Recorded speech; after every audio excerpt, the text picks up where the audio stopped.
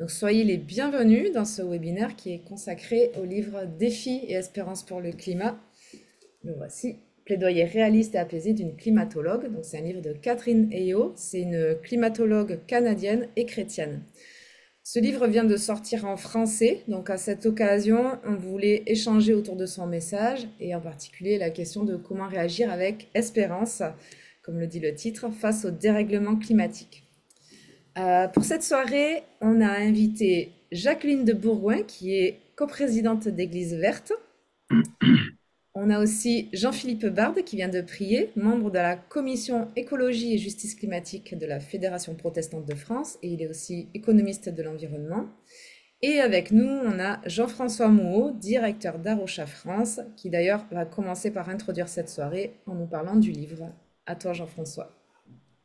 Merci beaucoup, Johanna. Bonsoir à tous. C'est un grand plaisir d'être avec vous ce soir pour parler de ce livre qui est l'aboutissement de, je pense, 2 ans au moins de travail en amont, puisque donc c'est dans le cadre d'un projet qui s'appelait Coquelicot, projet financé par l'Union européenne que nous avons souhaité proposer aux éditions Biblio. Je dis nous, c'est l'association Arocha France.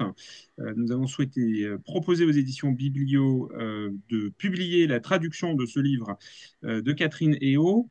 Et je dirais, on n'imaginait pas il y a 2 ans en arrière, quand on a commencé à travailler sur ce projet, le contexte dans lequel ce livre allait sortir, qui est particulier en ce moment, et on aura l'occasion d'en toucher un petit mot aussi tout à l'heure. Alors, d'abord, je sais que la plupart d'entre vous connaissent déjà bien Arocha, mais je vais expliquer juste en 2 mots que donc c'est une association Arocha qui a été fondée par un couple pastoral en 1983, donc un petit peu plus de 40 ans, et on fête cette année nos 25 ans auquel vous êtes d'ailleurs tous les bienvenus. Ça sera le 24 et le 25 mai dans la vallée des Baux de Provence, à côté d'Arles, chez les Sœurs de Pomerol et aux alentours. Donc, je sais que plusieurs d'entre vous autour de cette table virtuelle ce soir seront présents à cette occasion. Notre mission, donc aujourd'hui, Arocha, c'est une association qui est présente dans plus de 20 pays du monde, sur les 5 continents. Et on a d'ailleurs aussi présent, on est aussi présent aux États-Unis. On aura l'occasion d'en parler. Et on a 2 missions principales depuis le début de la fondation de l'association. La première mission, c'est de préserver le vivant. Donc, on protège des espaces naturels, dont celui qui se trouve derrière moi, qui est le domaine des Courmettes. Donc, c'est un domaine de 600 hectares sur la côte d'Azur. Et on est aussi présent dans une autre zone, la vallée des Baux-de-Provence, dont je viens de parler, à côté d'Arles. C'est donc des territoires sur lesquels on mène des actions de conservation, des projets scientifiques pour protéger et sauvegarder les espèces et les écosystèmes qui s'y trouvent. Et ça, c'est notre première mission. Notre deuxième mission, c'est celle plus précisément qui nous amène à cette publication, c'est-à-dire qu'on a une mission de mobiliser, de sensibiliser les chrétiens sur les questions d'écologie. Et à ce titre, on publie régulièrement des ouvrages qui sont donc à la croisée à chaque fois de l'écologie et de la Bible. Et Johanna, je vois qu'il y a des personnes dans la salle d'attente. Juste, je te dis ça parce que j'ai les messages d'alerte qui s'affichent. Voilà. Je disais qu'on a donc déjà publié un certain nombre d'ouvrages sur ces questions d'écologie et en lien avec la foi chrétienne. Et ce livre en fait partie. On en a encore un autre qu'on vous présentera au mois de juin. La date vous sera annoncée par Johanna, je crois que c'est le 19 juin si je ne me trompe pas. Voilà, toujours sur ces questions d'écologie. Donc, le livre qu'on vous présentera au mois de juin, c'est écrit par un pasteur, Clément Blanc, qui voilà, parle de ces sujets d'écologie et de foi et comment il articule ces 2 sujets dans son ministère pastoral. Le but de ces livres publiés, c'est de mobiliser les chrétiens, comme je disais, c'est toujours de garder le sujet de l'écologie en haut des sujets de préoccupation des chrétiens. Et ce livre en particulier nous intéressait, le livre de Catherine, parce que c'est un livre qui permet de créer des ponts là où souvent il y a des divisions dans la société et notamment dans le contexte actuel où le sujet du climat devient extrêmement polarisé. Catherine Eo nous offre une recette, une méthode pour essayer de construire des ponts avec des personnes qui parfois pensent diamétralement, de manière diamétralement opposée à nous, mais en nous encourageant à trouver des points communs. Et on peut trouver avec beaucoup d'évangéliques aux États-Unis des points communs, même si parfois on va être sur des sujets, des opinions diamétralement opposées sur d'autres sujets. Mais l'idée, c'est d'arriver à avoir suffisamment de points communs pour ébranler la certitude de certains que l'homme n'est pas responsable du changement climatique. Alors pourquoi on a choisi les éditions Biblio comme partenariat?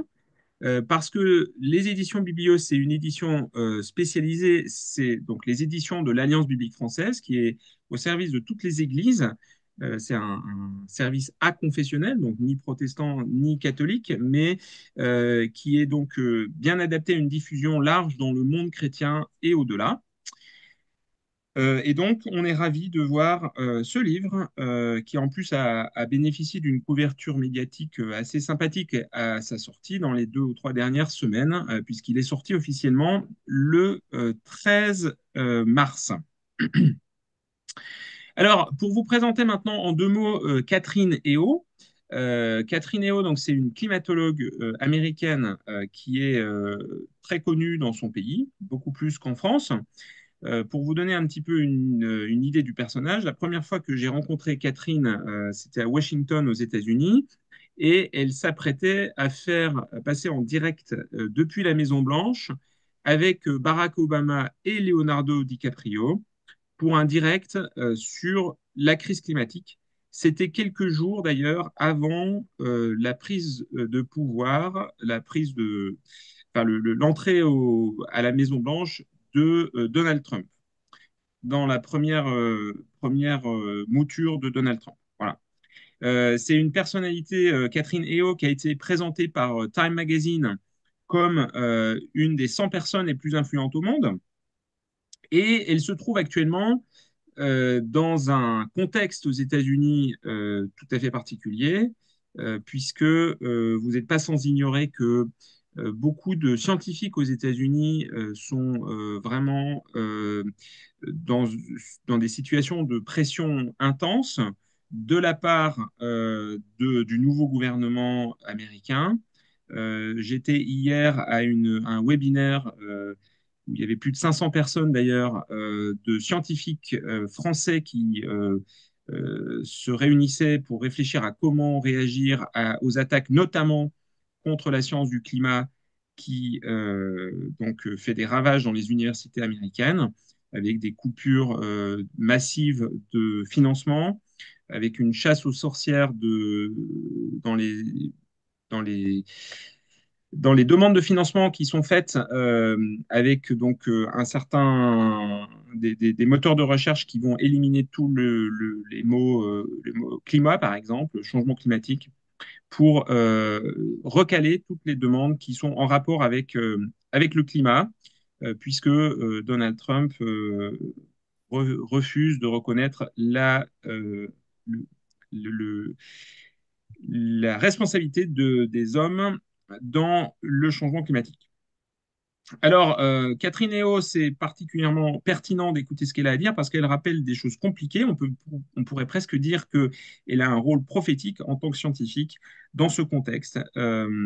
Et le livre que donc nous allons présenter ce soir, c'est un peu la réponse de Catherine à une question qu'on lui pose tout le temps, c'est mais qu'est-ce que on peut faire en tant que citoyen lambda, ou on pourrait dire chrétien lambda, face aux défis climatiques? On n'est pas des gouvernements, on n'est pas des chefs d'entreprise pour la plupart d'entre nous, milliardaires, et qu'est-ce qu'on peut faire à notre petit niveau? Et en fait, Catherine a fait un TED Talk, c'est-à-dire une conférence qui dure une dizaine de minutes, donc très condensé, il y a quelques années, dont le titre c'est La chose la plus importante que vous pouvez faire pour lutter contre le changement climatique, c'est d'en parler, tout simplement. Et c'est une conférence qui a eu plusieurs millions de vues sur YouTube et sur différentes plateformes. Elle a souhaité, donc, en fait, un éditeur lui a proposé d'écrire un livre qui développe, en fait, cette idée toute simple, mais finalement très importante, en tout cas qui nous paraissait pertinente pour Arocha. Alors, le livre a été lancé le 13 mars officiellement à la Maison du Protestantisme où on a fait une soirée avec d'ailleurs Jean-Philippe et Jacqueline qui étaient présents et je les remercie d'avoir accepté de venir encore une fois nous parler du livre ce soir. Et on avait également la participation en direct de Catherine Eo qui était traduite en simultané. Alors, on a fait le choix de ne pas reproposer à Catherine, d'abord parce qu'elle a d'autres chats à fouetter en ce moment, et parce que c'est toujours un défi d'avoir une traduction simultanée sur Zoom. Donc, par contre, ce que je vais vous proposer de faire, c'est que Catherine, on lui avait posé 4 questions au cours de cette soirée de lancement et elle nous avait envoyé à l'avance pour permettre à l'interprète de préparer son travail d'interprétation. Elle nous avait envoyé les questions rédigées à l'avance. Et je vous propose, alors, ça ne sera pas aussi dynamique parce que Catherine est quelqu'un de très dynamique et de très souriante et de très chouette à écouter. Ça ne sera pas tout à fait la même chose, mais je vais quand même vous proposer de lire les questions qu'on lui avait posées et ses réponses en introduction un petit peu du livre. Et puis ensuite, Jean-Philippe et Jacqueline nous diront un petit peu en quelques minutes ce qu'ils ont trouvé de particulièrement intéressant dans le livre. Et puis vous aurez ensuite on aura un temps d'échange et puis il y aura un temps aussi pour que vous puissiez poser des questions. Voilà.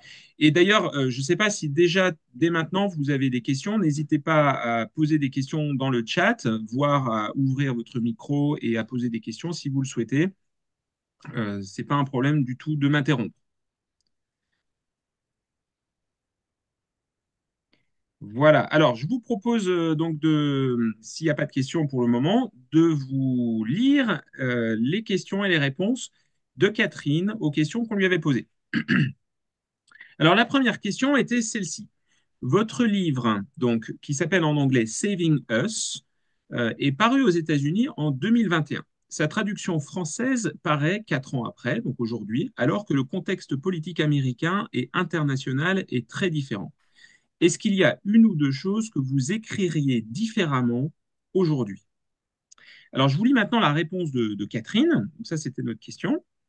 Et sa réponse, c'est donc, même si ça fait déjà 4 ans que j'ai écrit le livre original, il y a seulement 3 choses que je changerais aujourd'hui. D'abord, je mettrais juste à jour les chiffres. Les impacts, malheureusement, sont pires qu'il y a 4 ans, mais les solutions sont aussi plus avancées. Par exemple, la planète s'est réchauffée de 1,3 degrés Celsius maintenant. Ces dernières années, on a connu des événements encore plus catastrophiques, comme la saison des feux de forêt au Canada en 2023, les inondations à Valence en Espagne et plus récemment encore les incendies à Los Angeles. Et les énergies propres ont également fait un bond en avant. L'éolien et le solaire continuent de se développer et de nouvelles technologies comme la géothermie et le stockage d'énergie arrivent sur le marché. Ensuite, deuxième point, j'intégrerai des recherches plus récentes qui montrent que, entre guillemets, les messages catastrophistes font un carton sur les réseaux sociaux, mais c'est vraiment la pire façon de motiver les gens à agir. Fermez les guillemets. Même aujourd'hui, 4 ans après la sortie du livre, je vois presque tous les jours des gens sur les réseaux affirmer que la plupart des gens ne se préoccupent pas du climat, alors que les données disent le contraire et qu'il faut faire peur aux gens pour qu'ils se bougent. Mais non. Et enfin, je réécrirai l'introduction pour coller à la situation actuelle plutôt qu'à celle d'il y a 4 ans en pleine pandémie de Covid. Malheureusement, avec la situation politique et le climat public d'aujourd'hui, bourré de désinformation et de polarisation, ce que j'ai écrit dans le livre est encore plus d'actualité.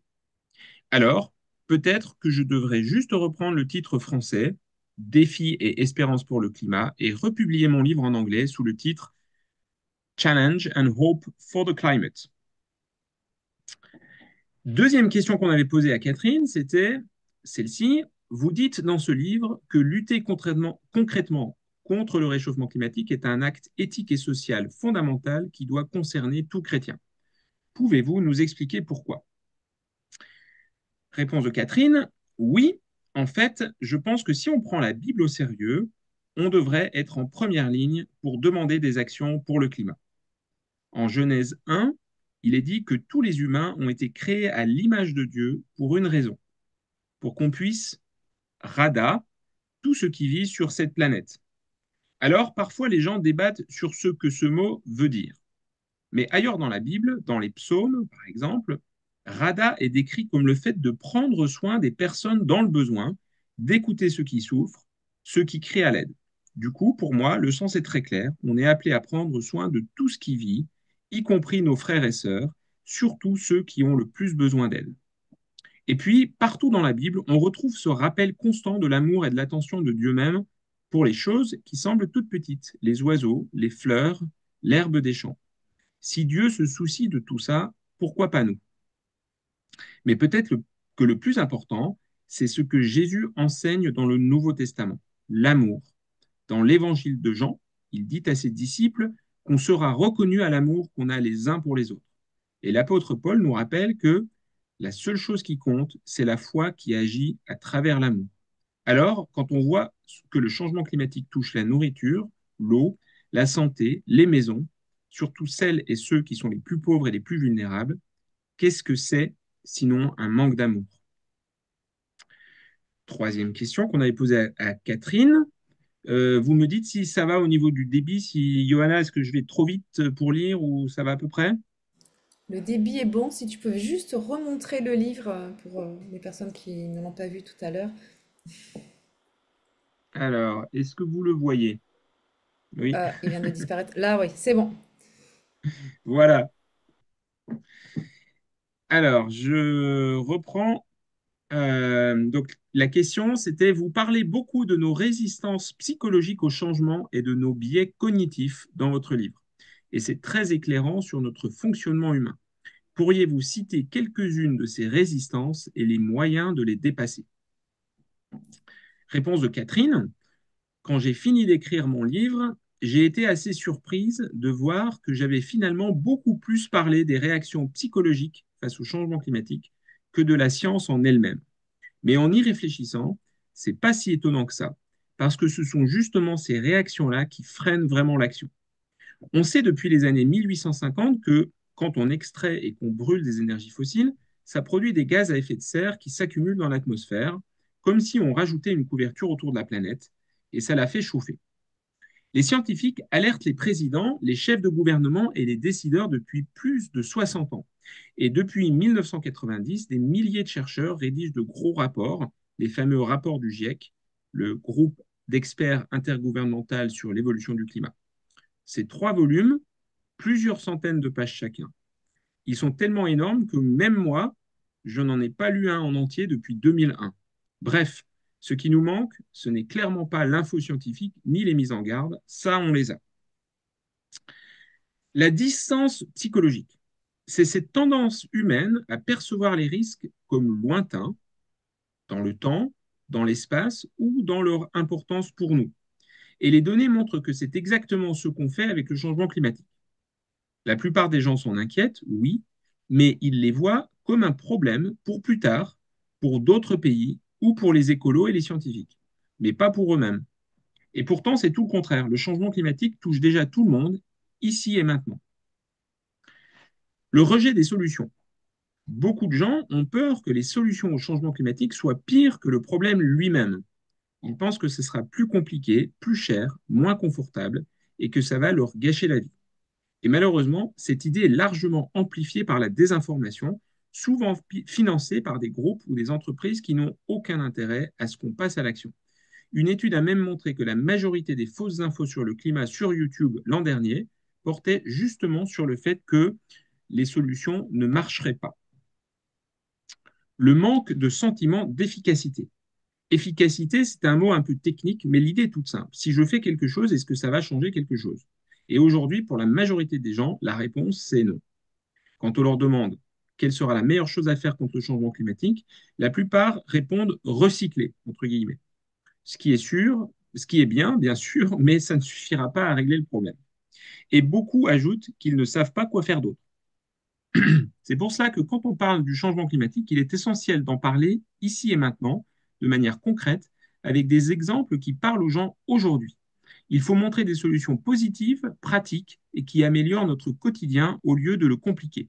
Et surtout, il faut partager des histoires de personnes, d'églises, d'associations ou d'organisations qui agissent déjà.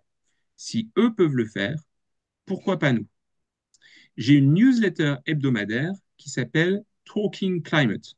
Maintenant que le livre existe en français, est-ce que ça ne serait pas une bonne idée de la traduire aussi? Alors, on pourra en reparler. On y réfléchit au sein d'Arocha. Chaque semaine, je partage de bonnes nouvelles sur des solutions climatiques pour contrer le rejet des solutions. Je parle aussi de l'impact du climat sur des choses auxquelles on ne pense pas toujours. Les bananes, le café, le foot, la grossesse, le diabète. Des sujets du quotidien, quoi, pour réduire cette fameuse distance psychologique. Et enfin, je propose à chaque fois une action concrète que chacun peut faire pour lutter contre ce sentiment d'impuissance. Parce que si on s'attaque à ces freins psychologiques, je suis convaincu qu'on peut déclencher le changement à l'échelle dont on a vraiment besoin pour relever le défi climatique. Dernière question, et j'ai quasiment fini. Dans votre livre, vous expliquez que chaque petit geste compte pour lutter contre le réchauffement climatique, mais qu'il faut aussi agir au niveau des grands groupes industriels et des politiques. Quels sont les moyens qui s'offrent à nous, citoyens, pour agir auprès des entreprises les plus émettrices de gaz à effet de serre et auprès de nos élus? Réponse de Catherine. On se dit souvent, mais moi, je ne suis ni PDG, ni président, alors qu'est-ce que je peux faire? Mais si on regarde l'histoire, on voit deux choses très claires. D'abord, la société a déjà changé par le passé, à l'échelle dont on a besoin aujourd'hui. Et ensuite, ces changements n'ont jamais commencé grâce à un PDG, un président ou un milliardaire célèbre. Comment l'esclavage ou la monarchie ont-ils été abolis? Comment les femmes ont-elles obtenu le droit de vote? Comment les droits civiques ont-ils été conquis aux États-Unis ou l'apartheid démantelé en Afrique du Sud? Ce n'est pas le roi d'Angleterre qui s'est réveillé un matin en se disant tiens, et si on mettait fin à l'esclavage? Ni le gouvernement sud-africain qui a mis fin à l'apartheid parce que c'était les vacances de Noël. Non, tout a commencé quand des gens ordinaires, sans pouvoir, sans fortune, pas célèbres, ont décidé que le monde pouvait et devait changer.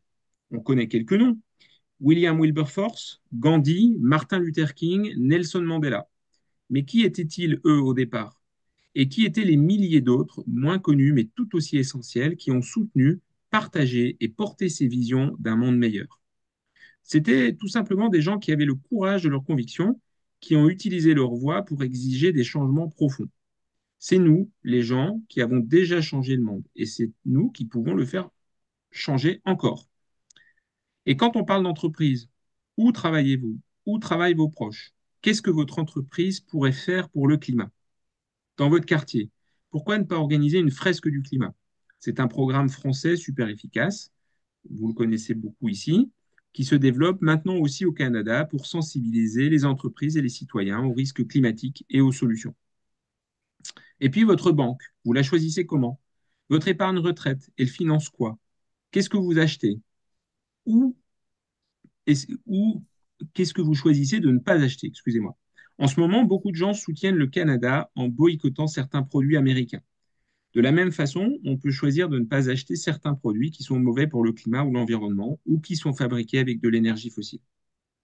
On a plein de leviers pour influencer les entreprises et les gouvernements, mais surtout, le plus puissant outil qu'on ait, c'est notre voix.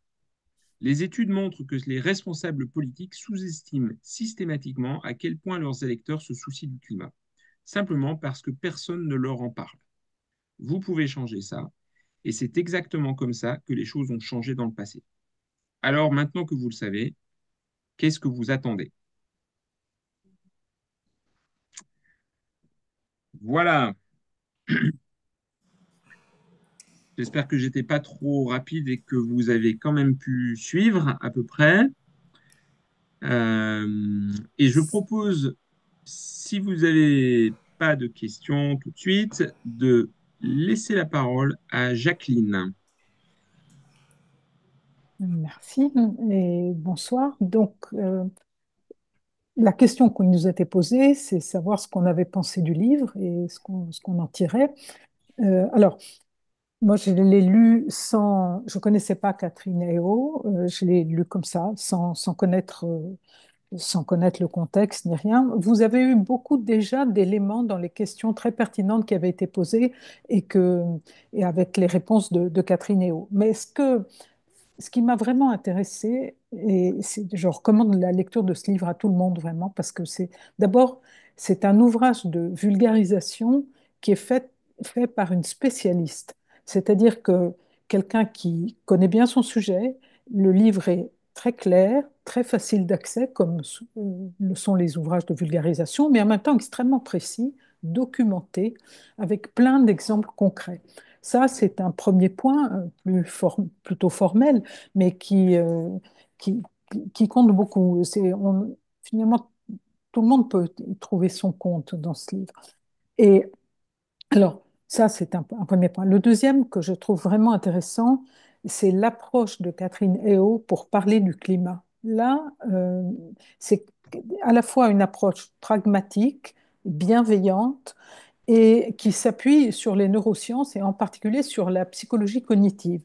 C'est-à-dire que l'idée, et ça a déjà été dit tout à l'heure, mais j'y reviens parce que c'est vraiment important, c'est de partir de ce qui nous est commun avec nos interlocuteurs, de ce qui nous rapproche, parfois de ce qui nous lie, pour des échanges. Les échanges ne se font pas dans la polémique, dans la confrontation, mais ils se font à partir de ce sur quoi on est d'accord. Et ça a l'air idiot, mais c'est essentiel pour réellement avancer. Euh, alors, un autre point aussi, toujours dans cette approche-là, c'est de parler, comme on dit, parler en je, c'est-à-dire qu'elle parle en son nom propre, elle s'engage véritablement dans ce qu'elle dit, et elle dit, mais pourquoi je suis concernée? Et elle part toujours de situations concrètes et d'exemples précis. Ça, c'est aussi un point dans la méthode qui est vraiment intéressant.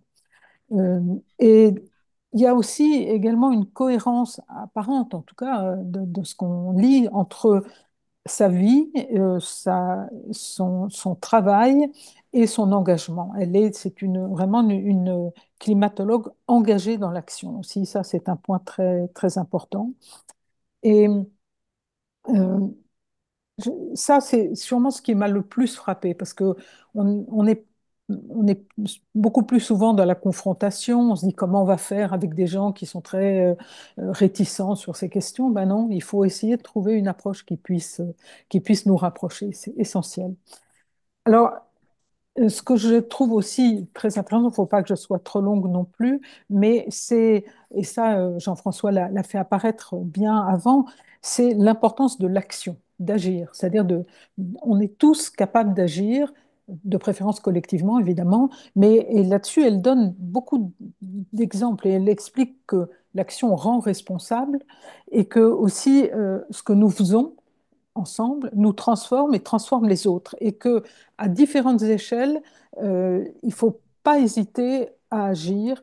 euh, et elle montre comment, à un petit niveau, déjà, Jean-François a donné des exemples, mais à des niveaux plus collectifs, il y a toujours des choses à faire, même si les principaux changements devront être systémiques, et ce n'est pas à l'échelle d'une personne ou d'un petit groupe, mais c'est c'est nécessaire pour se mettre en route.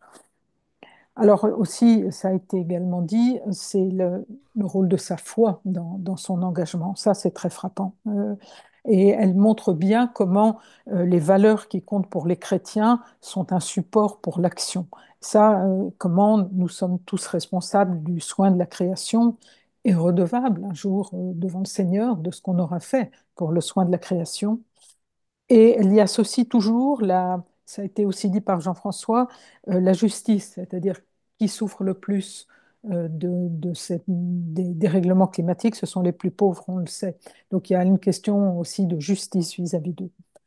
Et ce sont les points principaux. Alors, moi, je ne veux pas m'étendre trop longtemps, mais son approche de procéder avec amour, ouverture d'esprit, respect et engagés à agir collectivement, c'est vraiment porteur d'espérance. Mais ça, on pourra y revenir après. Voilà pour l'essentiel. J'ai pas été trop longue, Johanna, ça va? C'est parfait. Merci beaucoup, Jacqueline. Du coup, Jean-Philippe, est-ce que vous pouvez nous donner votre avis sur le livre et l'effet qu'il a eu sur vous? Oui, alors beaucoup, beaucoup a été dit et je suis tout à fait d'accord avec toutes ces remarques, tout ce qui a été souligné. Euh, la thématique principale donc de l'ouvrage, c'est comment convaincre, comment parler vraiment de ces questions du changement climatique. Et comme le disait Jean-François dans son introduction, c'est au fond créer des ponts entre les différents acteurs. Donc moi, je vois ça comme à la fois un traité de sociologie politique, de psychologie cognitive, comme le disait Jacqueline, et qui est scientifiquement étayé. Euh, et en plus, on a souligné cette coloration, je dirais, chrétienne, notre responsabilité sur la terre que Dieu nous a confiée. Comme le disait aussi Jean-François tout à l'heure, prendre la Bible au sérieux, c'est ce que fait c'est aussi cet ouvrage. Et je cite l'auteur qui dit parler du cœur plutôt que de la tête. Alors, elle est une grande spécialiste, une climatologue renommée, donc cet ouvrage contient de solides bases scientifiques, mais il évite l'avalanche des faits scientifiques, qui peut être tout à fait contre-productive. Elle souligne que la surinformation, au fond, étouffe et crée une réaction de rejet. Elle parle des ressorts psychologiques qui peuvent baser en quelque sorte un déni de réalité. Les faits me gênent, donc je les rejette. C'est très important ça aussi. Donc, alors l'ouvrage contient beaucoup d'exemples concrets. Il y a un côté très anecdotique. Elle raconte des dialogues, des rencontres qu'elle a faites et comment elle réagit aux questionnements qu'on lui pose ou même à une certaine hostilité, comment elle réagit pour essayer justement de convaincre. Je crois que ce qui me frappe dans cet ouvrage, c'est qu'il a 5 fondements. La science, la sociologie, comme je le disais, la psychologie cognitive, la psychologie politique, l'éthique et, je le disais aussi tout à l'heure, les écritures. Et je la cite encore, elle dit, il nous faut une incitation positive à l'action et pas simplement l'annonce d'une apocalypse à fuir. Alors cet ouvrage présente en quelque sorte un va-et-vient entre la pluralité des actions individuelles et des discours que l'on peut avoir, même en tête-à-tête, pas seulement devant toute une assemblée, mais en tête-à-tête avec des personnes que l'on rencontre et qui vous interpellent en quelque sorte. Mais aussi, elle ne met pas de côté, mais d'une façon beaucoup plus discrète, la nécessité des politiques volontaristes, c'est-à-dire des actions des États. Elle souligne que ces actions individuelles sont importantes, mais qu'elles ne sont pas suffisantes. Alors c'est peut-être un certain paradoxe dans ce livre-là, moi je parle en tant qu'économiste qui a travaillé sur ces questions d'environnement, c'est que il y a d'une part cette pédagogie, je dirais, grand public, et d'autre part cette nécessité d'action des États, et au fond, comment on incite aussi les États à agir. Et on voit dans l'actualité présente euh, par exemple en Europe et même en France actuellement, un détricotage assez préoccupant de la politique écologique. Elle souligne aussi ce que j'appelle la prégnance des impératifs éthiques. Jacqueline a souligné tout à l'heure qu'elle met en avant ces questions de justice, la justice climatique. Elle dit par exemple, je la cite, qu'il faut agir par amour. Elle dit l'amour qui commence par dire la vérité. Elle a des formules comme ça qui sont très, très frappantes. Je la cite aussi, l'amour est la clé de l'action pour le climat. C'est ce lien entre cette communication et ces impératifs éthiques qui plongent leurs racines, bien sûr, dans les écritures. Toujours sur le plan éthique aussi, je ne veux pas être trop long, elle dénonce le mensonge, les fake news, ce qu'on appelle les marchands de doute, ce qu'un de mes amis économistes appelle les snipers de la science, c'est-à-dire qu'on crée une fausse science pour convaincre que le climat n'est pas un problème, et il n'est pas de source humaine. Elle parle de la machine à fabriquer du déni. Ça me fait penser, euh, dans un ouvrage d'un de mes amis, Claude Henry, qui s'appelle Pour éviter un crime écologique de masse, il cite un rapport interne de Exxon. Vous savez, c'est ExxonMobil, le plus grand, la plus grande industrie fossile du monde. Au début des années 80, un rapport interne de Exxon disait clairement que ce que nous faisons actuellement et notre politique met en danger l'humanité. Au début des années 80. Et bien sûr, ce rapport n'a jamais été, a toujours été tenu secret. C'est l'importance de justement de cette d'occulter la vérité. Mais elle dit, il ne faut pas non plus culpabiliser. Elle dit, la culpabilité climatique peut avoir des effets pervers. Fuir l'éthique puritaine de la culpabilisation. Voilà, je vais en rester là, mais ça pose des questions justement de comment réagir aussi sur le plan éthique et sur le plan pratique au ce qu'on dit, c'est trop tard, par exemple. C'est trop tard maintenant, c'est fichu, on peut rien faire. Ça pose toutes sortes de questions aussi éthiques, mais je ne veux pas trop m'étendre à ce stade. Voilà quelques réactions que j'ai sur cet ouvrage, qui est très foisonnant, il est assez long, il fait 340 pages, mais il est très facile à lire, et il est évident qu'il est bienvenu, plus que bienvenu dans le contexte actuel. Merci beaucoup, Jean-Philippe. Alors déjà, on a voilà, une vue d'ensemble du livre. Alors moi, ce que j'aimerais savoir, c'est une question pour nos trois invités. C'est dans les contextes spécifiques dans lesquels vous travaillez, en quoi ce livre est-il pertinent? On va peut-être commencer par Jacqueline. Alors, ouais, il est. Alors, bon, moi, je suis une des présidentes par délégation d'Église verte, qui est une association, comme beaucoup de gens d'Arocha le savent bien, puisqu'Arocha a joué un rôle très important dans sa fondation, dans sa création et aussi dans sa marche par la suite, qui incite les chrétiens à s'engager pour le soin de la création et ce qui incite à s'engager en groupe, c'est-à-dire en paroisse ou en église ou pour les monastères ou pour les congrégations religieuses. Évidemment, le travail de Catherine Héault, la méthode qu'elle propose, la pédagogie, je devrais dire plutôt qu'elle propose, est très, très, très utile. Je l'avais déjà dit, mais je ne veux pas insister trop longtemps, mais de partir de ce qui nous lie. Il y a toujours dans des paroisses des gens plus ou moins convaincus, des pasteurs ou des prêtres qui sont réticents ou plus ou moins réticents. Et cette façon, cette approche-là positive qui jette des ponts et qui n'est pas jugeante est vraiment, vraiment très utile.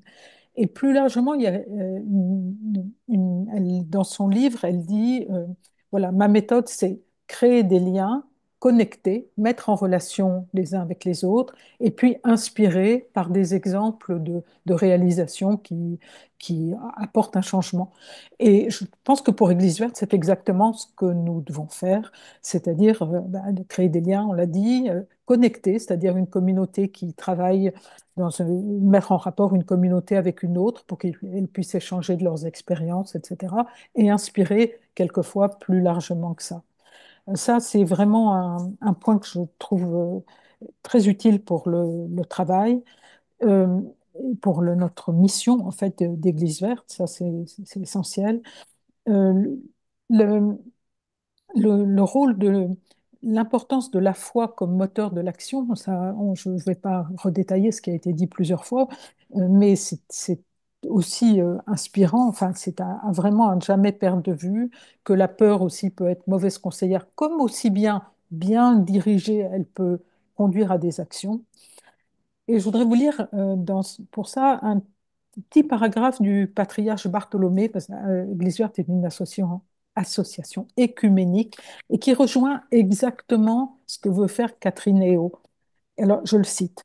En tant que chrétiens, nos paroles, nos actions sont nécessaires car elles comblent le fossé pouvant exister entre les communautés religieuses et scientifiques, leur offrant la force et le courage de découvrir leurs nombreux buts communs, tout en les rapprochant à mesure que la crise écologique prend de l'envergure. Et quand on lit ces mots-là, on a l'impression de penser à Catherine Héault immédiatement et que c'est ça aussi le rôle d'essayer que qu'il y ait un dialogue fécond entre les communautés religieuses et scientifiques. Et en ce sens-là, elle m'inspire aussi beaucoup dans le travail que nous faisons, dans l'action que nous menons à Ecclesia.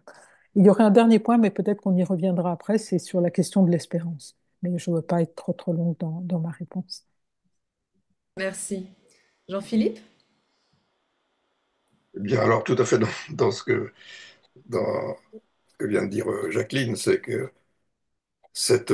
comment dire, ce moteur de l'Évangile et ce moteur des Écritures, qu'est-ce que nous enseignent les Écritures sur notre responsabilité de chrétien?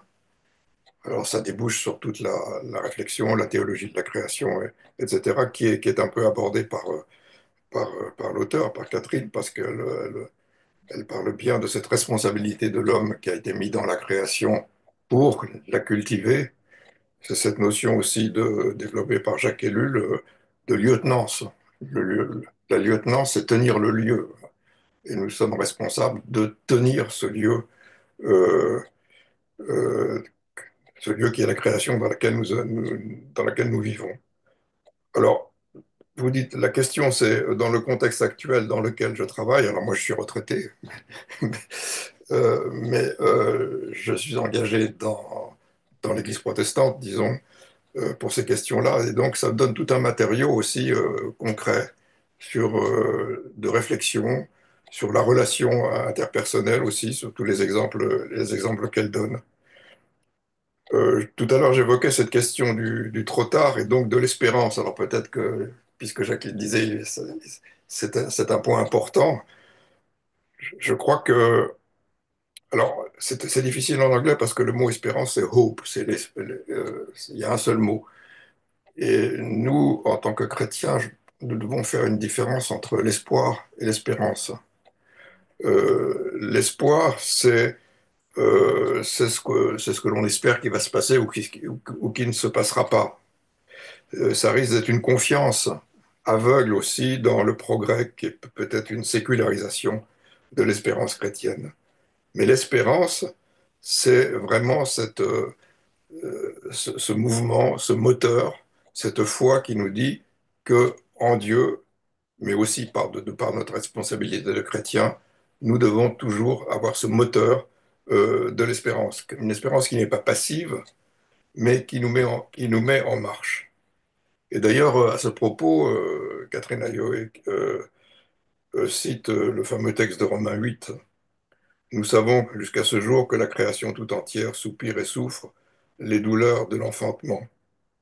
Et au fond, nous sommes au sein d'une création qui gémit, comme le dit Paul, et notre positionnement spirituel, c'est ça l'espérance, entre en résistance justement avec cette espérance de la révélation. Alors, pour conclure sur ce point, qu'est-ce que ça m'apporte dans mon engagement actuellement, entre guillemets, écologique en milieu chrétien? C'est justement cet ouvrage nous donne beaucoup d'exemples, nous donne beaucoup de motivation et fait ce lien entre la réalité scientifique, je dirais la réalité sociologique et politique, et ce moteur de l'espérance chrétienne.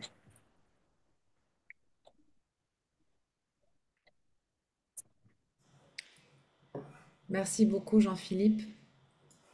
On va peut-être poser la même question à Jean-François. Oui, alors ben, pour nous à Rocha, c'est tout naturel de traduire ce livre dans le sens où un de nos objectifs, comme je l'ai dit, c'est vraiment de communiquer et de mobiliser, de sensibiliser, d'encourager les gens à parler et à agir sur les questions d'écologie et de climat en particulier. Et donc, ce livre est vraiment arrive à point nommé pour remplir ses objectifs. Euh, une des choses que je trouve remarquable chez Catherine, c'est sa capacité à distiller beaucoup de sciences. Ça a déjà été dit par mes prédécesseurs, mais c'est une scientifique vraiment très chevronnée mais qui arrive à rendre le sujet intéressant. C'est presque, on a presque l'impression de lire un thriller dans le sens où on tourne les pages. Le livre est vraiment très agréable à lire et pas du tout voilà, lénifiant ou lourd à découvrir. Donc, et en fait, on se rend compte au fur et à mesure des pages qu'on apprend plein de choses, mais presque sans s'en rendre compte. Parce qu'elle a vraiment cette capacité qu'ont beaucoup d'auteurs américains, je dirais, que peut-être on n'a pas tellement en France, ou moins, on va dire, d'arriver à, à- à- à mettre des histoires, à mélanger des histoires dans du récit, et pas juste bombarder de chiffres et de choses qui peuvent être un peu indigestes. Voilà. Donc, elle a vraiment cette qualité. Et puis, je dirais, c'est quand même vraiment un exemple assez remarquable d'une excellente communicante elle-même sur les enjeux climatiques. Euh, Quand j'ai assisté déjà à d'innombrables séminaires, webinaires, conférences, journées d'études sur comment communiquer sur le climat. Un des leitmotifs, c'est de faire passer ce message tout simple qui est résumé par un scientifique américain. Donc le message, c'est le climat change, l'homme est responsable, les conséquences sont graves. Et alors là, on a soit il y a des solutions, soit la version de Catherine Eo, c'est il est temps d'agir. Elle dit pas ce que les communicants du climat américain typiquement disent, c'est il y a une solution. Donc, même si c'est un livre sur l'espérance, on voit qu'il y a quand même une toute petite inflexion à ce niveau-là, puisqu'elle elle ne va pas dire il y a une solution, mais elle dit il est temps d'agir. C'est une petite nuance intéressante. Mais ce qui est intéressant, c'est qu'en fait, tout son livre euh, transmet ce message de façon pratiquement imperceptible. Et quand on connaît un petit peu tout je dirais, c'est presque les coulisses de la communication sur le climat, tous les débats qu'il y a, sur ces sujets, comment on communique autour du climat. Elle arrive, je trouve, de façon remarquable à synthétiser et à distiller un message de façon, voilà, presque sans qu'on s'en aperçoive. Voilà. Et puis il y a, je dirais, ceux qui me connaissent un petit peu savent que je suis assez interpellé par le message de quelqu'un comme Jean-Marc Jancovici, par exemple. Et c'est intéressant aussi de voir le contraste. Alors c'est intéressant d'ailleurs parce que le livre de Jancovici qui a été euh, vendu à plus de 500 000 exemplaires en France, là, le Monde sans fin, une BD que certains d'entre vous, j'imagine, ont déjà lu. Ce livre est paru en même temps que celui de Catherine Eo en France, alors que celui de Catherine paraissait aux États-Unis. Et ils ont été traduits dans exactement le même timing, puisque le livre de Jean Covici a été traduit aux États-Unis une semaine avant que le livre de Catherine paraisse en français. Donc c'est intéressant, je trouve, le rôle prophétique de ces deux personnes. Jean Covici bien connu en France, Catherine beaucoup moins. La façon très différente, mais à mon avis très complémentaire qu'ils ont chacun de parler du climat. Alors, bien sûr, Jean Covici, pas avec une perspective chrétienne, hein, il n'est pas chrétien, mais voilà, il y a des choses intéressantes, je trouve aussi, dans la dynamique entre ces deux personnes que j'apprécie tous les deux. Je parle de Jean Covici et de Catherine Eo. Juste deux petits points de précision. On m'a demandé en message privé euh, de préciser une chose, c'est que Catherine Eo, effectivement, est canadienne de naissance. Elle a grandi en partie en Colombie. Ses parents étaient missionnaires en Colombie. Donc, elle a grandi dans une famille évangélique et elle a aussi épousé un pasteur évangélique américain qui est assez connu aussi pour d'autres, enfin, notamment parce qu'il est très présent dans un certain nombre de médias américains, donc en tant que pasteur évangélique, et ils vivent au Texas.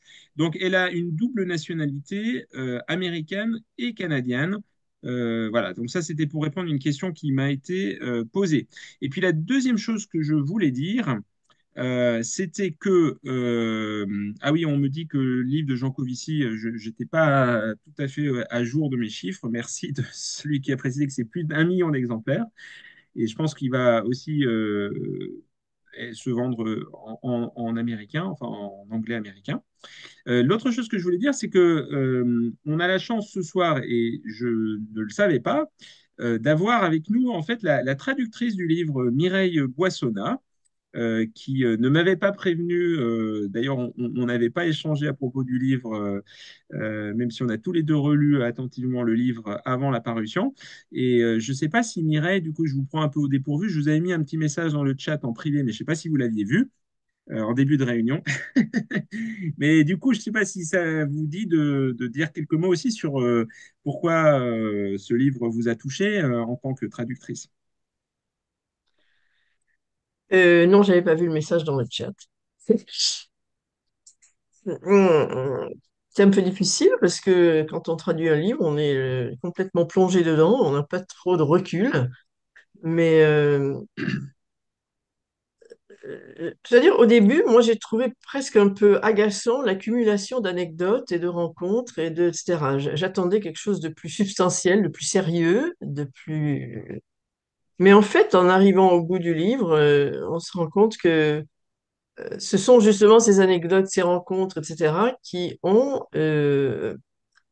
enfin, permis de mieux comprendre encore les impacts du dérèglement climatique et de voir aussi à quelle échelle peuvent se faire les dialogues qu'elle cherche à promouvoir et à stimuler, parce que ça peut très bien être sa voisine, comme le député ou le sénateur de son État.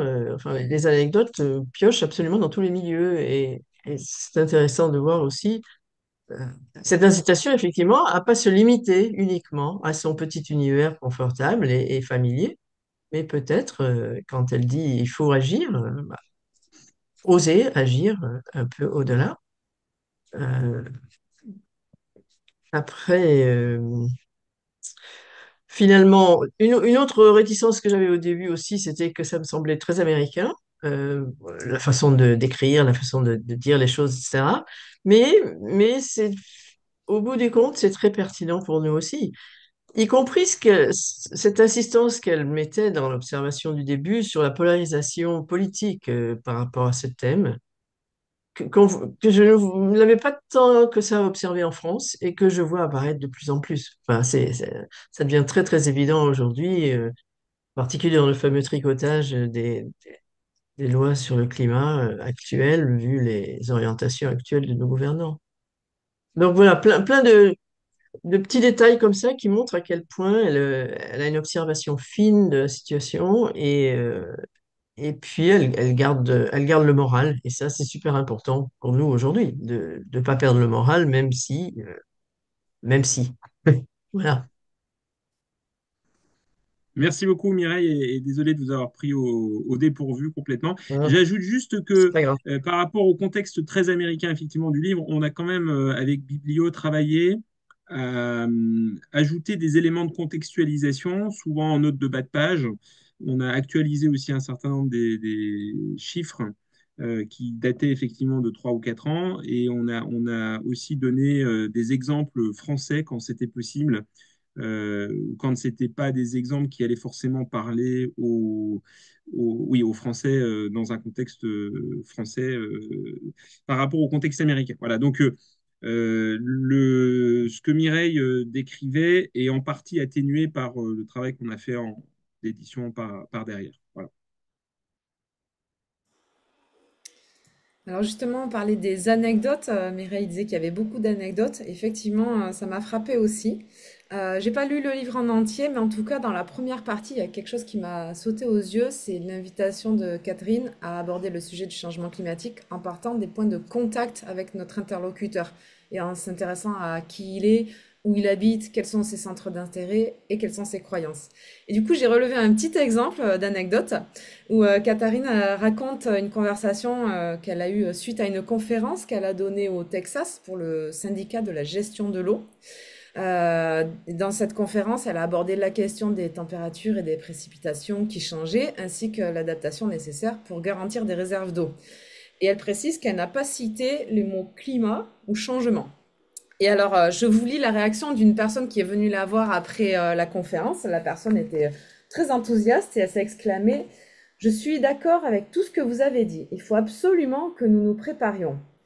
Puis, elle a enchaîné d'un ton désapprobateur: En revanche, ces gens qui parlent tout le temps du réchauffement climatique, je ne partage pas du tout leurs idées. Alors là, Catherine, elle est restée sidérée parce que dans son exposé, elle avait montré des projections climatiques de température en hausse ou en baisse. Pour elle, c'est du réchauffement climatique, mais la personne n'avait pas du tout identifié ça comme ça. Et le sujet de la gestion de l'eau était quelque chose qui l'avait vraiment rejointe à elle par rapport au lieu où elle habite et par rapport à ses problématiques. Du coup, elle s'était pas braquée pour la question du changement climatique. Alors, ma question pour nos invités, de la même manière, est-ce que vous avez déjà été amené à adapter votre discours à votre ou vos interlocuteurs? Ou alors, comment pensez-vous vous approprier ce conseil-là? On peut peut-être commencer par Jacqueline. Alors, eh ben, ça m'est arrivé. Avant, j'étais assez frontale et c'était vraiment pas une bonne idée. Ça, il faut bien le reconnaître. Le livre, j'avais compris évidemment que fallait pas, enfin, c'était pas la bonne approche, sauf que je ne trouvais pas la bonne approche. Et avec ce livre m'a aidé dans certains cas à la trouver. Et je pense en particulier un curé de paroisse qui m'a expliqué que les histoires d'environnement, ça l'intéressait pas trop et qu'Église verte, ça l'intéressait uniquement pour pouvoir mettre le logo d'Église verte sur son église et c'était beaucoup mieux pour les donateurs. C'est une très belle église de Paris qui reçoit beaucoup d'appui. Ah oui, c'était intéressant. Eh ben, on est parti de là et on a pu aller plus loin dans la discussion. Alors, ah ben ça, oui, on n'avait jamais pensé à ça, mais c'est pourquoi pas. Et alors, dans ce cadre, qu'est-ce que vous envisagez de faire? Et au lieu de me dire, ah, mon Dieu, c'est pas possible, et rentrer dans sa perception et entendre qu'en fait, les questions environnementales l'intéressaient, mais et qu'il y avait toute une série de petits gestes qui étaient déjà faits. Mais ça aurait pu assez vite mal finir. Je vous donne cet exemple, il est très simple et tout petit, mais il était en bisbille avec la communauté des Églises vertes de sa paroisse, et la discussion qu'on a eue ensemble a permis qu'il y ait une meilleure compréhension commune dans l'équipe Église verte et avec le curé de cette paroisse. Voilà, voilà juste un exemple tout petit. Mais certainement, l'approche de Catherine m'a aidé à adapter mon discours, ça, il n'y a pas de doute. D'accord, merci beaucoup. Jean-Philippe? Je veux dire, j'ai pas été vraiment confronté à des climato-sceptiques. Euh, les débats auxquels je suis plutôt confronté, c'est des débats sur les solutions, sur les politiques qu'il faut mener, les impacts économiques. Je suis économiste, alors on discute de ces choses-là. Les approches économiques aussi qu'on peut avoir. Alors, par exemple, on parle de fiscalité écologique. À ce moment-là, ça soulève beaucoup de questions. Donc, je suis plus confronté dans des débats à cette problématique. Quelle politique, quels sont le pour et le contre et les inconvénients. Dans un cadre ecclésial, c'est plutôt de convaincre euh, pourquoi ça nous concerne en tant que chrétiens. Justement, j'en ai parlé déjà tout à l'heure. Pourquoi est-ce que les Écritures nous engagent, le Premier Testament et le Nouveau Testament. Et ça, c'est pas toujours facile à faire passer dans un milieu chrétien. Pourquoi, en tant que chrétien spécifiquement, ça me concerne? Ça serait plutôt ça, mon expérience actuelle. Voilà. Jean-François, est-ce que tu veux réagir? Alors, j'aimerais avoir une histoire aussi édifiante que celle de Jacqueline à vous proposer, mais malheureusement, euh, j'ai pas d'exemple qui me viennent en tête. Mais c'est vrai que dans le contexte enfin, dans le livre, Catherine raconte une histoire qui m'a interpellé aussi. C'est celle du jour où elle a dû aller parler devant justement au sein d'une entreprise de pétrole, je crois. Elle est au Texas, hein, donc il y a des entreprises qui ont des exploitations pétrolières. Et elle se creusait, enfin, elle avait quand même beaucoup hésité avant d'y aller et elle se disait, mais qu'est-ce que je vais pouvoir trouver comme point commun avec ces personnes qui sont dans l'extraction du pétrole? Et en fait, elle a commencé son exposé par quelque chose, et là, j'aurais pu faire la même chose en tant qu'historien, je suis historien de formation aussi, de rappeler tous les bienfaits qu'ont apporté les énergies fossiles dans l'histoire récente. Et donc, caresser en fait d'une certaine façon les auditeurs dans le sens du poil. C'est-à-dire que, mais je pense que c'est pas hypocrite dans le sens où on peut reconnaître tous les bienfaits qu'ont apporté les énergies fossiles, tout en soulignant ce qu'elle fait dans une deuxième partie, c'est de dire, bah, maintenant, il faut peut-être quand même qu'on passe à autre chose. Et je trouve effectivement que cette approche est remarquable et va un peu contre ma nature qui aurait plutôt envie de rentrer dedans. Et d'ailleurs, pour donner un exemple, pas où on a bien réussi, nous, dans notre mission d'Arrocha, mais on a été confrontés, certains d'entre vous autour de cette table virtuelle le savent, parce que vous avez aussi été impliqués dans cette affaire, entre guillemets, c'est qu'il y a quelques années en arrière, une grande église évangélique du Grand Est avait invité un climato-sceptique notoire à prêcher un dimanche matin. Diffusé sur les réseaux sociaux, ça avait fait énormément de vagues. Et on avait choisi de répondre. Alors, j'avais contacté le pasteur pour essayer de voir si on pouvait aller apporter un message qui équilibre un petit peu ce discours très climato-sceptique voilà, qui niait complètement toute la science du climat et toute la science moderne en général d'ailleurs, pas que celle du climat. Et j'avais trouvé face à moi un mur. Et on a choisi de répondre point par point, scientifiquement, pour démonter la fausseté des propos. Bon, je ne dis pas qu'on a eu tort de faire ça, mais ça n'a a eu, à mon avis, qu'un très faible impact.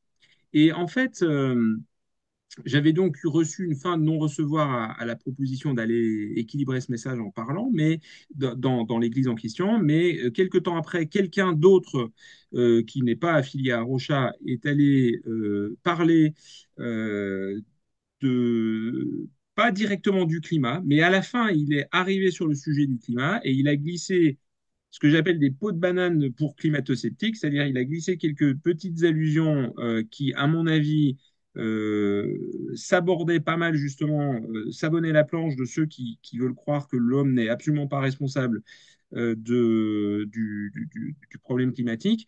Mais il l'a fait d'une façon très subtile que j'aurais jamais pu faire parce que je représentais l'ennemi, voilà, l'association qui défend la science du climat. Et il a pu le faire entre guillemets de l'intérieur d'une façon qui, à mon avis, était beaucoup plus efficace que celle que j'aurais pu faire si j'avais été invité dans cette église. Voilà, donc c'est pour dire que effectivement, je pense que d'ailleurs Catherine parle beaucoup de ce qu'elle appelle des sources de confiance, c'est-à-dire de dire que c'est très important en tant que chrétien d'aller parler à d'autres chrétiens parce qu'on on a a priori la confiance des autres chrétiens qui vont pas penser forcément la même chose que nous sur le changement climatique, mais qui vont peut-être plus facilement nous écouter que Greenpeace. C'est un peu la raison d'être d'Arrocha. C'est pour ça qu'on continue à aller dans les églises. Et effectivement, je crois que la méthode proposée par Catherine porte des bons fruits. Il y a des limites. Il y a des limites. Elle le reconnaît d'ailleurs elle-même. Elle dit face à des climato-sceptiques. Alors d'ailleurs, le mot climato-sceptique, elle déconseille de l'utiliser. Elle dit qu'il y a beaucoup beaucoup de nuances, entre guillemets, de climato-scepticisme et qu'il ne faudrait pas avoir un seul mot. Il y a plusieurs niveaux de... Donc ça, c'est dans la première partie du livre, je vous conseille vraiment, c'est très intéressant. Mais elle dit je crois que c'est 7% de la population qu'elle classe dans les plus irréductibles négationnistes du climat. Je ne sais pas si on peut les appeler comme ça. Je ne sais plus quel terme exactement elle utilise, mais que cela, effectivement, en fait, on perd en général notre temps à essayer de les convaincre parce que leur identité complète en tant que personne est basée sur le fait qu'ils sont climato-sceptiques, ils le disent à tout le monde, c'est leur identité qui est en jeu et ils ne sont pas du tout prêts à bouger sur ce sujet et que face à ça, face à ce type de personnes, euh, en général, c'est une perte de temps d'essayer de les convaincre parce que ça ne marchera pas. J'ai été un peu long, mais voilà pour la réponse à ta question, Johanna. Je peux faire une remarque sur le. Oui, Je crois que ce qui est très important de noter dans le contexte chrétien, c'est que les églises maintenant sont très engagées.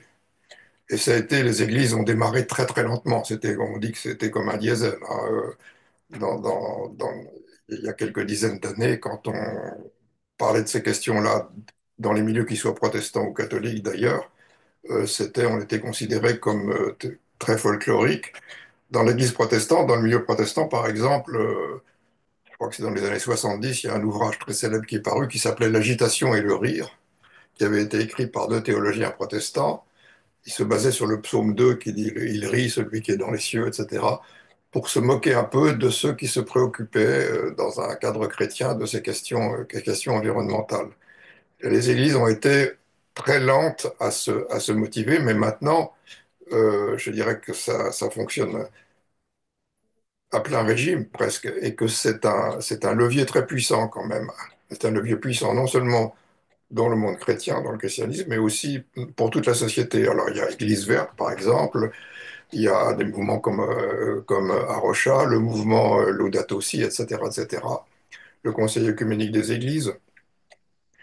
Je crois qu'il faut souligner maintenant que les Églises se sont vraiment emparées de ce thème, au-delà simplement du changement climatique, hein, tout ce qui concerne les problématiques environnementales, et notamment aussi sur le plan de la justice, parce qu'il n'y a pas que la justice climatique, il y a la justice environnementale d'une façon générale, qui fait que ce sont en général les plus pauvres qui sont exposés aux plus grandes pollutions, qui vivent dans des lieux qui sont proches, par exemple, des décharges de déchets, etc., etc. La justice environnementale, d'une façon globale, est un thème très important et qui doit être porté aussi dans les milieux chrétiens.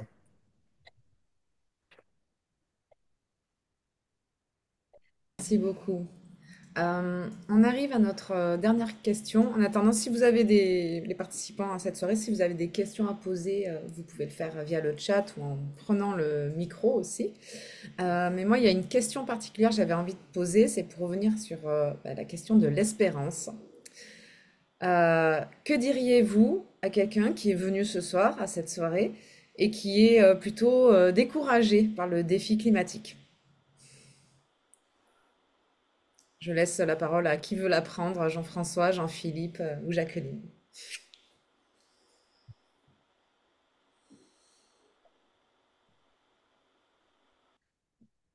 Alors peut-être que ce que je peux dire d'abord, c'est que le titre, comme l'a déjà dit un petit peu Jean-Philippe, euh, pourrait être un petit peu trompeur pour les lecteurs de Jacques Ellul et du livre L'Espérance oubliée, puisque ce dont parle Catherine dans ce livre, c'est pas exactement d'espérance, mais plutôt d'espoir. Et d'ailleurs, j'avais signalé à l'éditeur qui est souverain sur le choix du titre que j'aurais pensé plus approprié de mettre le mot espoir que le mot espérance dans le titre du livre pour éviter cette confusion pour les lecteurs de Jacques Ellul.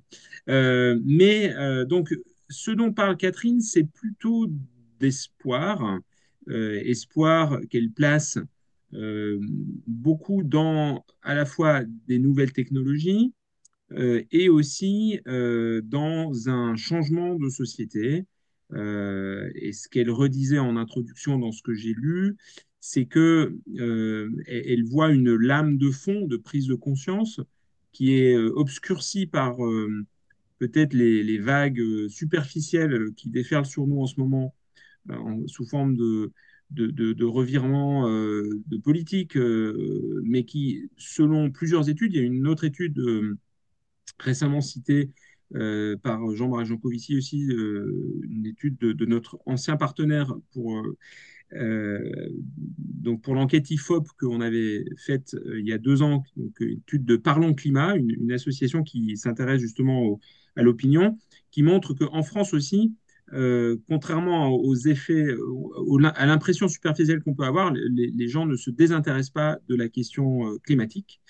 Mais donc, on parle plutôt d'espoir dans ce livre plutôt que d'espérance. Maintenant, notre espérance en tant que chrétien, elle s'appuie aussi sur, pour moi, hein, clairement, sur les promesses de la Bible, ce dont Catherine parle relativement peu, comme d'ailleurs euh, Laudato aussi, qui parle peu d'espérance aussi, qui parle peu de thématiques eschatologiques. Hein, l'encyclique du pape qui a 10 ans aujourd'hui, enfin approximativement 10 ans, qui a été consacrée donc à l'écologie. Et dans lequel il y a aussi peu d'allusions finalement à ce qui est décrit dans la Bible comme l'espérance dans une nouvelle création. On pourrait débattre longuement de pourquoi est-ce que le pape François ou Catherine Héot ont fait le choix d'en parler peu dans leurs ouvrages. Je soupçonne que, enfin je soupçonne, c'est pas un soupçon, j'imagine que c'est probablement pour ne pas tomber dans le travers qui a été souvent reproché aux chrétiens de se réfugier dans l'espérance du ciel pour tolérer les injustices et les injustices du monde dans lequel on vit, hein, et ça a été reproché notamment par les marxistes aux chrétiens en disant vous dites aux ouvriers de se contenter de leur sort et de pas trop s'inquiéter de ce qui se passe parce qu'ils auront leur récompense au ciel. Et il ne faut pas tomber dans ce travers-là, mais il ne faut pas non plus oublier ces promesses de la Bible. Donc on est sur une corde raide, pas facile à tenir en matière d'espérance.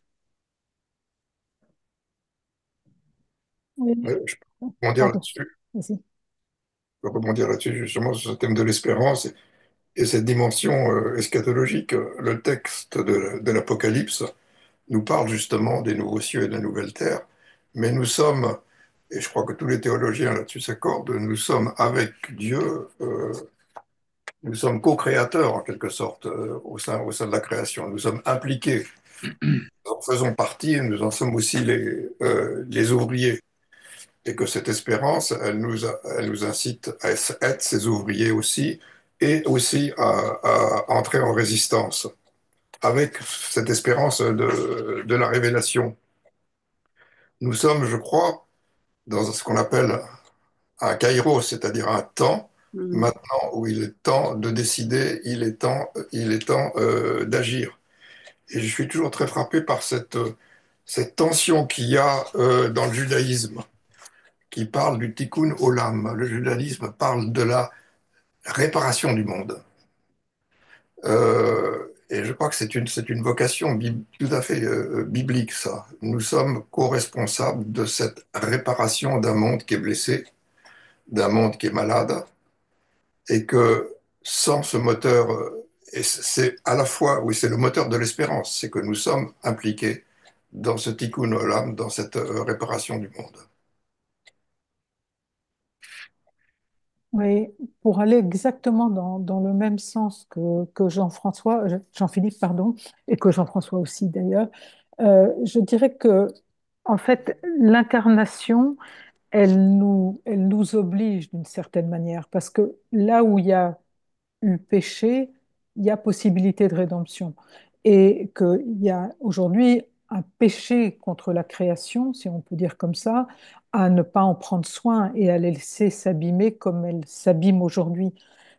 Et à nous de renouveler la face de la terre avec les mots de la Bible et aussi donc de continuer la création dans l'esprit du Créateur. Et notre espérance, elle est là. C'est-à-dire que nous croyons à la rédemption et on peut être pessimiste, on peut voir tout ce qui est extrêmement difficile actuellement, mais c'est aussi notre responsabilité d'en prendre soin, quoi qu'il arrive. Et la formule espérer contre toute espérance, aujourd'hui, elle joue beaucoup, mais c'est au cœur du message chrétien, ça. Et vraiment, continuer la création, nous en sentir responsables, c'est c'est- c'est un moteur puissant pour l'action, je trouve, personnellement.